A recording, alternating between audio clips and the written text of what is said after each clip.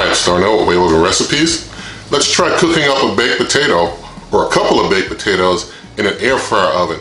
I'm going to use the NuWave Brio 14Q digital air fryer oven, and we're going to see how these baked potatoes turn out right now. Alright, so for this cook I've got two jumbo russet potatoes for baking. One is just a little less jumbo than the other, so we'll definitely be checking temp on this one. Also got myself some extra virgin olive oil that I'll be putting on, and I've got myself some black pepper I'll be cracking, as well as some applewood smoked sea salt. So to start, I'm going to just use a fork to poke holes in this potato so that it doesn't get swelled up and pop during the cook. Alright, now I wanted to also point out that I did wash these to get the dirt off of them before starting to prep them. And so I'm going to get the meat probe into one of these because I'm going to cook it to temperature, and I'll show you how in a bit, getting it all the way in there deep, nice and deep, because I want it, to get a real good read. So now I'm going to take and basically coat the potato with the oil and the spices.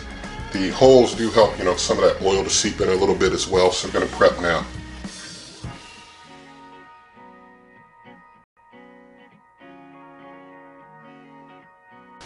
Alright, now that those potatoes are fully prepped, I'm going to turn on the NuWave Brio 14Q, up the temperature to the max 400 degrees Fahrenheit. I've got nothing in the NuWave Brio except the bottom pan. That's where I'll be putting the potatoes on that drip pan. And so making sure I got 1800 watts of power, the highest power I can get. And I'm going to, since I'm doing by temperature, I'm going to hold the probe button, so it beeps twice, up the probe temperature to the highest that it can go, which is 200, it does 212. Others do 210 for the max temp. So let's do 212 since it does 212. We'll go all the way up to 212. Usually a baked potato is done at 210, but we'll do 212 just to take it all the way as far as it can go. And so going to preheat now, so I'm going to hit the preheat button. I'm going to hit start. Once things are preheated, I'll bring you back.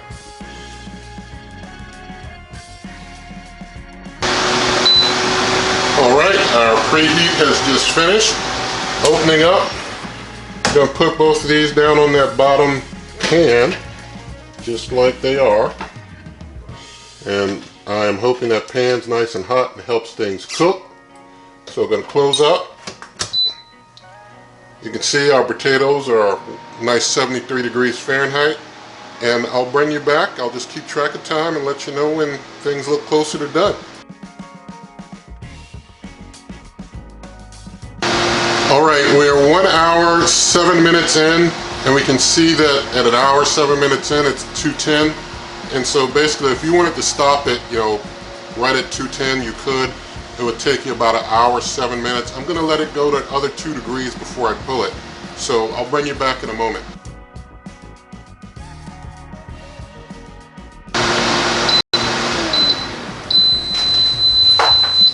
Alright, so this took an hour, 10 minutes to reach the 212 temp. So I'm going to open them up here. Before I pull them out, I'm just going to try and check their temperature, or as I'm taking them out, I'll check their temperature. So this one is at 210. You can see that, it's at 210.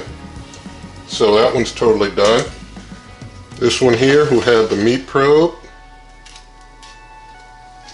is at 210 also, if you can see that. Whoops. Also at 210, 211. So totally done.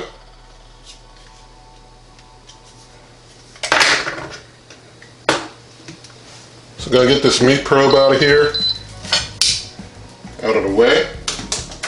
Close things on up in there. Alright, so now I'm going to just take and do a slice right down the middle of this big one. Like so. I'm going to try and pry it open here. Like that. Just get it open a little bit. Don't want to push it open too much, but open it some. And going to take some of my buttery spread and put it on the inside of there while it's nice and hot. Let it melt in there.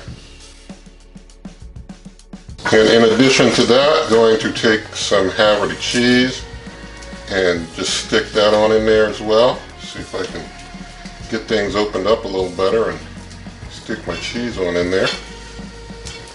There we go.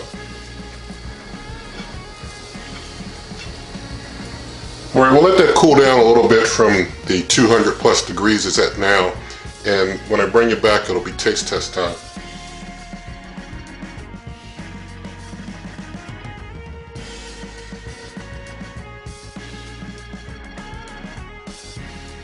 Alright, here's our baked potato.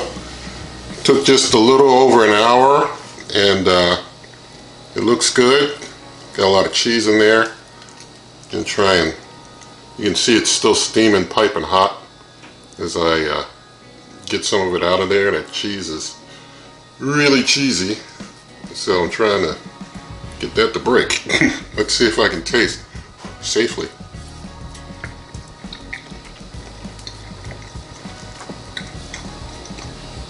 Alright, there was a lot of cheese in that bite, so I'm going to do one more, making sure I get a lot of potato. And making sure I don't burn myself. That'd be pretty embarrassing on camera.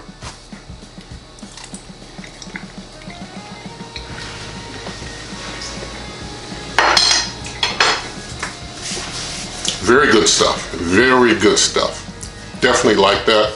I don't know if it was the extra 2 degrees or what, but I like that one a little better than the one I made in the NuWave Brio. That's a really good tasting potato there. And I will mention, I don't wrap my potatoes in foil. You know, that just steams them up too much. They come out real nice just like this.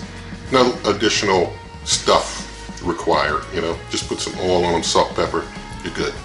Anyway, you can definitely check out this other recipes, heating instructions at superwaveovenrecipes.com in printable form.